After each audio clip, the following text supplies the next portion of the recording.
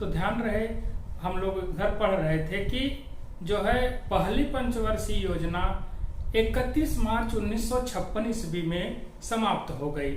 उसके जस्ट बाद 1 अप्रैल 1956 से 31 मार्च 1961 के लिए दूसरी पंचवर्षीय योजना प्रारंभ की गई।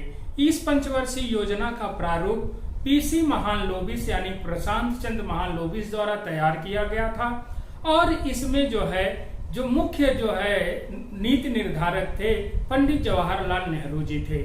इसीलिए इस पंचवर्षीय योजना को कहीं कहीं लिखा मिलता है नेहरू महालनोबिस मॉडल पर आधारित दूसरी पंचवर्षीय योजना थी।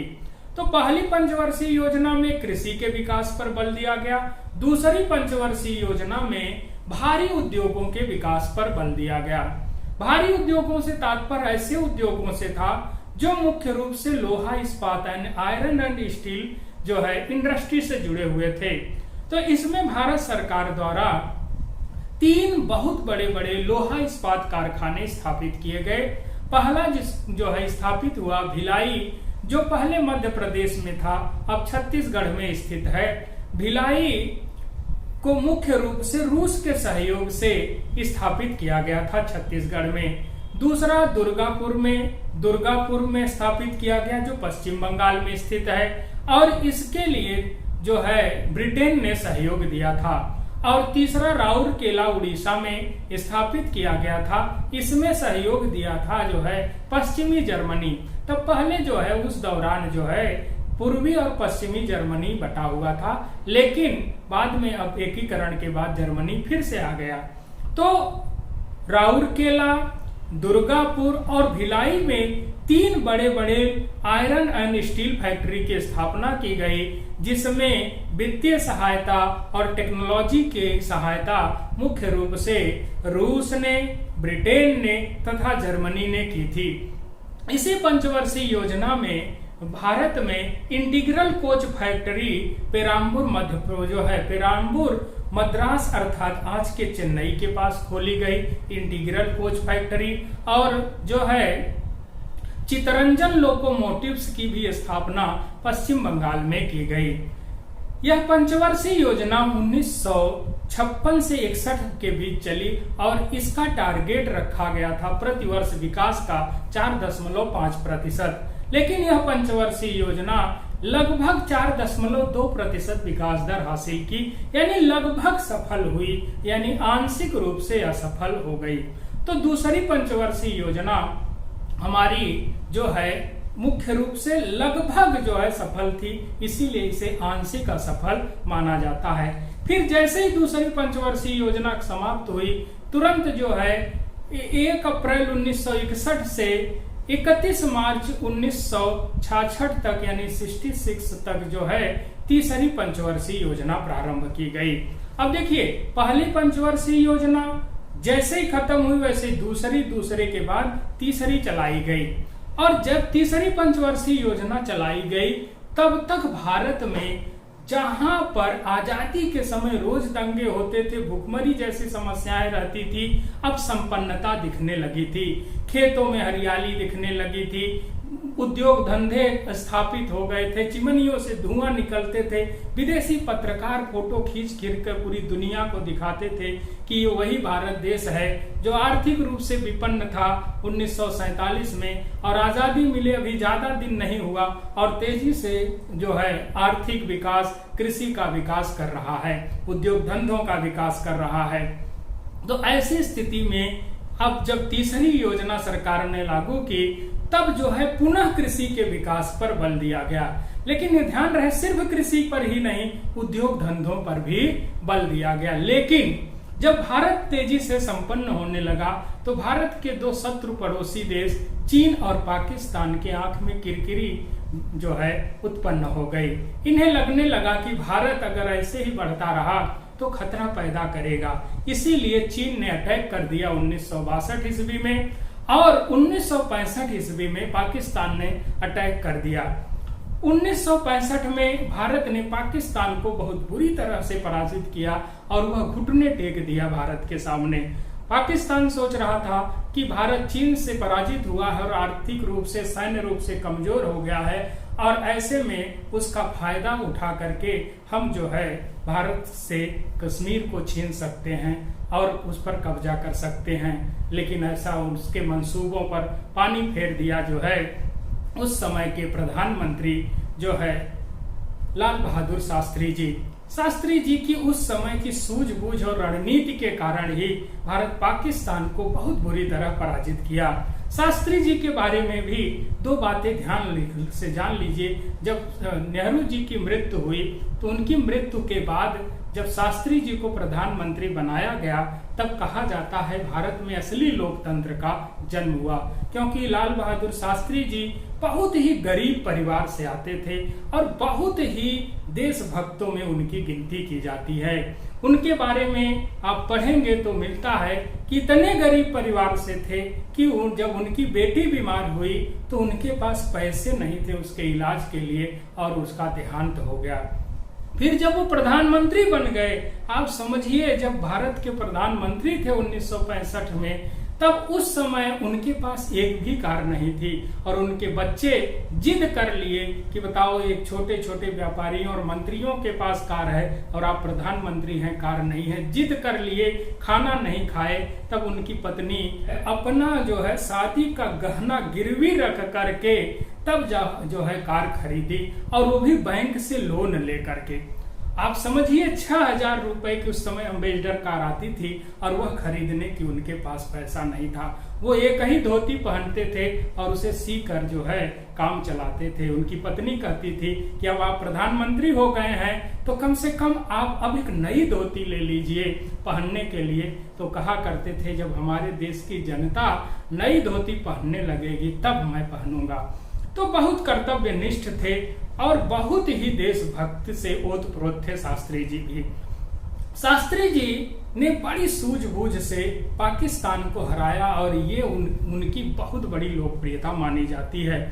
और 1965 के बाद 1966 में 1966 में भारत में अकाल पड़ गया और अकाल के कारण भारत में और भूखमरी बढ़ गई। तो जब पत्रकारों ने शास्त्री जी से पूछा जब प्रधानमंत्री बने थे आपका मुख्य उद्देश्य क्या है, तो उन्होंने कहा था कि देश को महंगाई से जो है निजात दिलाना और गरीबों को, किसानों को, देशवासियों को मूलभूत सुविधाएं उपलब्ध कराना है। शास्त्री जी ने ही 1965 में जो है जय जवान जय किसान का नारा दिया था। उन्होंने कहा कि जवान जो है वह सीमा पर देश की रक्षा करता है और किसान जो है देश के अंदर अनाज उत्पादन करके देश के लोगों को जो है भूखमरी से रक्षा करता है। तो शास्त्री जी ने इलाहाबाद में ही आकर के जय जवान जय किसान का नारा दिया था। तो जो तीसरी पंचवर्षीय योजना है हमारी 1961 से 1966 के बीच चलाई गई। इसका मुख्य उद्देश्य कृषि विकास एवं सिंचाई था, लेकिन कृषि विकास के साथ औद्योगिक विकास पर भी बल दिया गया, क्योंकि इसी पंचवर्षीय योजना में Bokaro iron and steel factory Jharkhand में रूस के सहयोग से स्थापित की गई। तो हमारे यहाँ आयरन एंड स्टील फैक्ट्री तीसरी पंचवर्षीय योजना में भी बोकारो झारखंड में स्थापित की गई थी रूस के सहयोग से। इसी पंचवर्षीय योजना में 1964 ईस्वी में जो है industrial development bank of India यानी IDBI की स्थापना की गई थी। इसी पंचवर्षीय योजना में 1965 ईस्वी में 2 संस्थान और खोले गए। एक को कहा गया फूड कॉर्पोरेशन ऑफ इंडिया, 1965 में स्थापित किया गया और 1965 ईस्वी में ही कृषि मूल्य आयोग एग्रीकल्चर प्राइस कमीशन की भी स्थापना की गई। ध्यान रहे APC जो है एग्रीकल्चर प्राइस कमीशन की स्थापना 1965 ईस्वी में की गई और इसी APC का नाम 1985 ईस्वी में कर दिया गया जो है commission for agriculture cost and price यानी कृषि मूल्य एवं लागत आयोग। कृषि मूल्य एवं लागत आयोग का काम जो है न्यूनतम समर्थन मूल्य की घोषणा करना है और ये जो है लगभग 26 कृषि वस्तुओं की न्यूनतम समर्थन मूल्य की घोषणा करता है। और वह सरकार को सुझाव देता है कि कितने रुपए किस अनाज की न्यूनतम कीमत निर्धारित की जाए। इसके लिए प्रधानमंत्री जो है कृषि मूल्य एवं लागत आयोग की सिफारिश मानने न मानने के लिए स्वतंत्र हैं। तो ध्यान रहे कि 1965 में एफसीआई भी बना।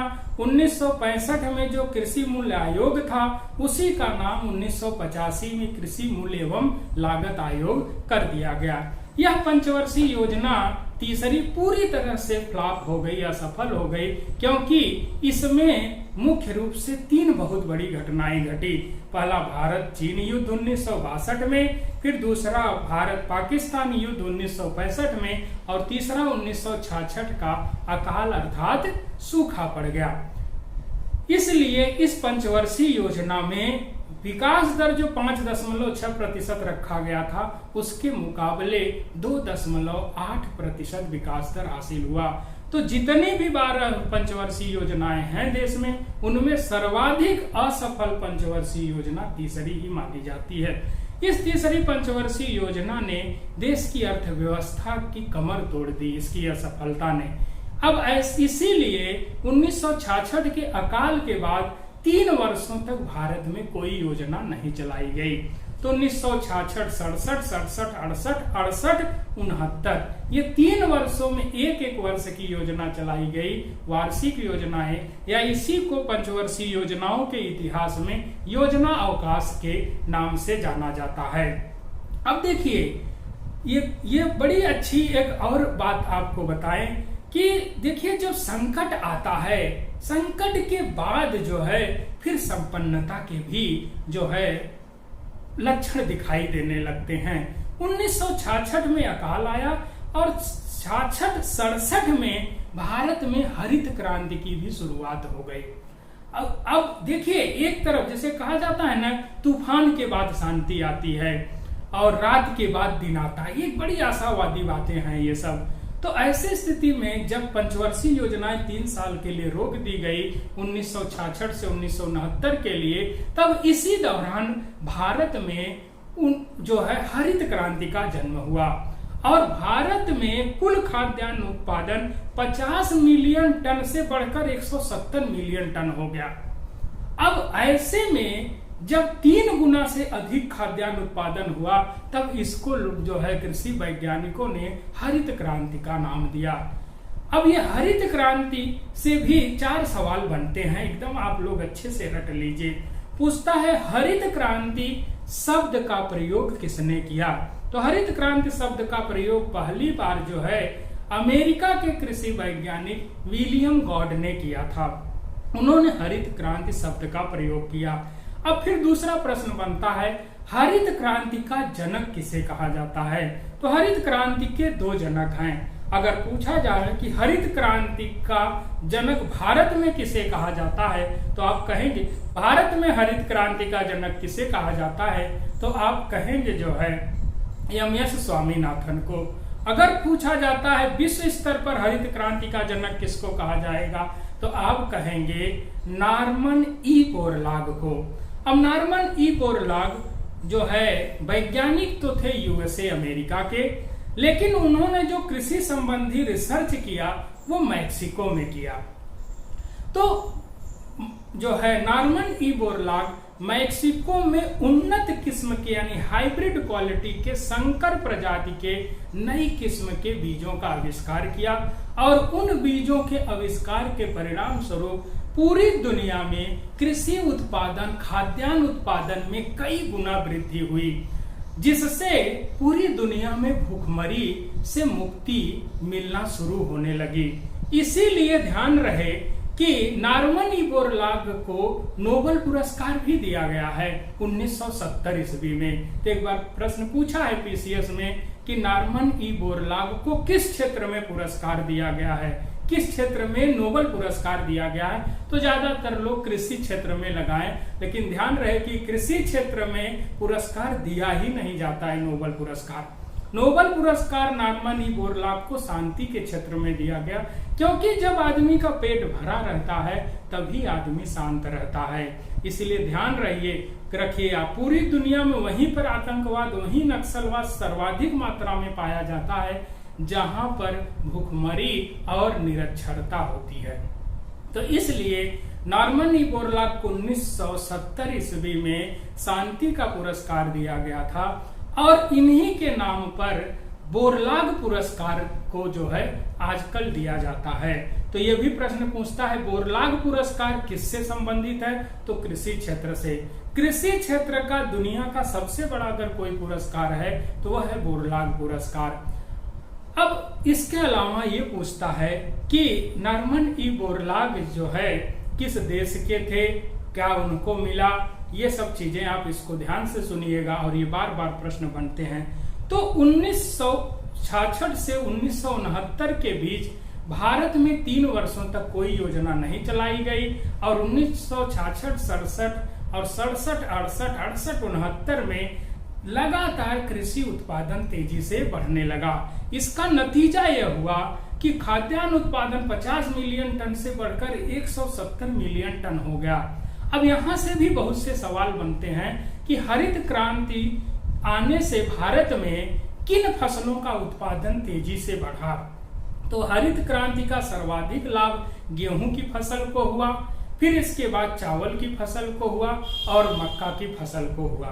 फिर पूछता है हरित क्रांति आने से किस फसल को सर्वाधिक नुकसान हुआ, तो दलहनी फसलों को, दलहन उत्पादन कम हो गया तो दलहनी फसलों को नुकसान हुआ।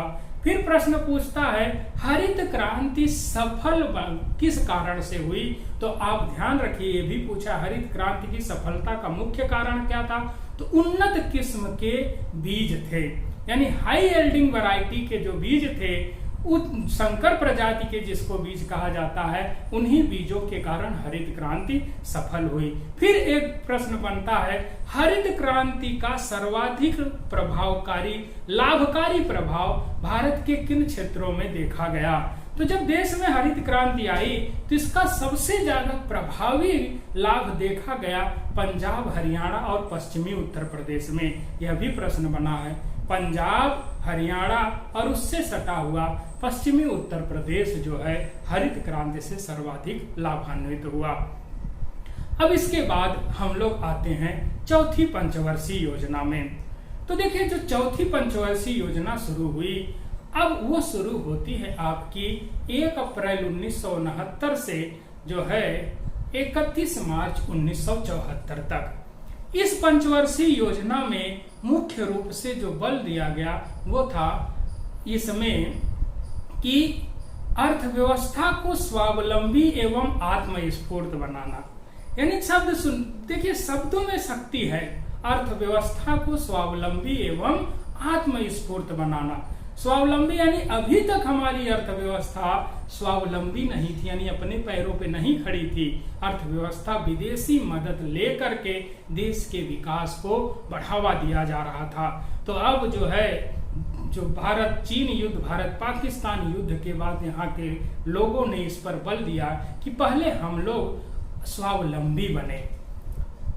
ऐसे में इस पंचवर्षीय योजना में 1969 से लेकर 74 तक देश में जो भी योजनाएं चलाई गई उनका मुख्य उद्देश्य देश को आगे बढ़ाना था। इस पंचवर्षीय योजना में जो है केंद्र तथा राज्यों के बीच राजस्व आवंटन के लिए जो है गाडगिल फार्मूले का प्रयोग किया गया। D.R. गाडगिल ने एक फार्मूला दिया जिसमें बताया जनसंख्या, क्षेत्रफल और राजस्व के आधार पर केंद्र कितना पैसा किस आधार पर जो है राज्यों को आवंटित करेगा। तो गाडगिल फार्मूला का यूज किया गया। आगत निर्गत मॉडल इसी पंचवर्षीय योजना में अपनाया गया। अब देखिए यह योजना 1969 से 1974 के बीच आई। तो जब 1971 आया तो आप ये भी याद रखिएगा इसी पंचवर्षीय योजना के दौरान 1971 में हमारे यहाँ जनगणना होती है। और जब जनगणना होती है तब इस जनगणना 1971 की जनगणना में भारत में जनसंख्या की 10 की वृद्धि दर यानी 10 वर्ष की जो वृद्धि दर थी वो 24.8% थी। यानी जनगणना के इतिहास में 1971 में सर्वाधिक दशकीय जनसंख्या वृद्धि दर हुई, जिसे जनसंख्या विस्फोट के नाम से जाना जाता है। तो यह भी सवाल पूछता है भारत में जनसंख्या विस्फोट की शुरुआत कब हुई, तो आप कहेंगे 1971 से। इसमें सबसे ज्यादा दशकीय वृद्धि दर 24.8% की हुई थी। अब एक तरफ उधर खाद्यान्न संकट है, दूसरी तरफ देश में जनसंख्या बढ़ती जा रही है। अब ऐसे में लोग व्यंग करने लगे, तो प्रोफेसर राजकृष्ण ने इस पर जो है बड़ा व्यंग किया और कहा इसे हिंदू वृद्धि दर।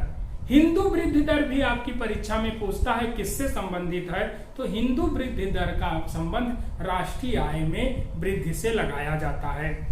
तो 1971 ईस्वी में परिवार नियोजन कार्यक्रम भी चलाया गया और 1971 ईस्वी में भी भारत पाकिस्तान युद्ध और बांग्लादेश का उदय होता है।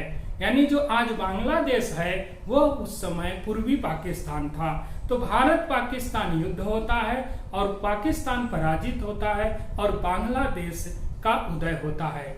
बांग्लादेश को जो है बांटने में, पाकिस्तान को बांटने में इंदिरा गांधी जी का बहुत बड़ा रोल था और इसीलिए पूरी दुनिया में इनके कार्यों को देखकर इनको आयरन लेडी भी कहा जाने लगा। बड़ी बढ़िया कूटनीतिज्ञ चाल थी इंदिरा जी की और उसी के बल पर इन्होंने पाकिस्तान के 2 टुकड़े कर दिए और एक जो है पाकिस्तान बन गया और जो पूर्वी पाकिस्तान था वो बांग्लादेश बन गया। तो 1971 में परिवार नियोजन कार्यक्रम चलाया गया। परिवार नियोजन कार्यक्रम में बात एक चीज और ध्यान रखिए, भारत में 1952 ईस्वी में परिवार कल्याण कार्यक्रम चलाया गया था। 1952 में दुनिया का पहला भारत देश था जिसने कानूनी तौर पर जो है राष्ट्रीय तौर पर परिवार कल्याण कार्यक्रम की घोषणा की थी, हम दो हमारे दो। उसी परिवार कल्याण कार्यक्रम को जो है 1971 में परिवार नियोजन के नाम से लागू किया गया, यानी फैमिली प्लानिंग नाम दिया गया। हर आदमी प्लान करे कि शादी कितने उम्र में करेगा, शादी के बाद पहला बच्चा किस एज में, फिर पहला और दूसरे बच्चे के बाद कितने वर्ष का गैप होगा, फिर जो है इसके बाद नसबंदी कार्यक्रम। तो 1971 में ही इंदिरा गांधी जब प्रधानमंत्री थी तो इनके ही कार्यकाल में संजय गांधी का वर्चस्व मंत्रिमंडल में छाया रहता था और उसी दौरान जबरी नसबंदी का प्रोग्राम भी चलाया गया था। पकड़ पकड़ के पुरुष नसबंदी 1971 में, यही परिवार नियोजन हुआ क्योंकि देश में जनसंख्या विस्फोट कर गई थी, तो ये पुरुष नसबंदी प्रोग्राम चलाया गया था। अब इसके बाद 1971 में ये जो है 2 घटनाएं हुई, एक परिवार नियोजन, दूसरा भारत पाकिस्तान युद्ध। इसीलिए चौथी पंचवर्षीय योजना भी असफल हो गई। इसमें टारगेट 5.7% रखा गया था विकास का, लेकिन अचीवमेंट जो हुआ वो 3.3%, यानी तीसरी पंचवर्षीय योजना भी फ्लॉप हो गई और चौथी पंचवर्षीय योजना भी फ्लॉप हो गई। तो इस तरह से चौथी पंचवर्षीय योजना के बाद 5वीं पंचवर्षीय योजना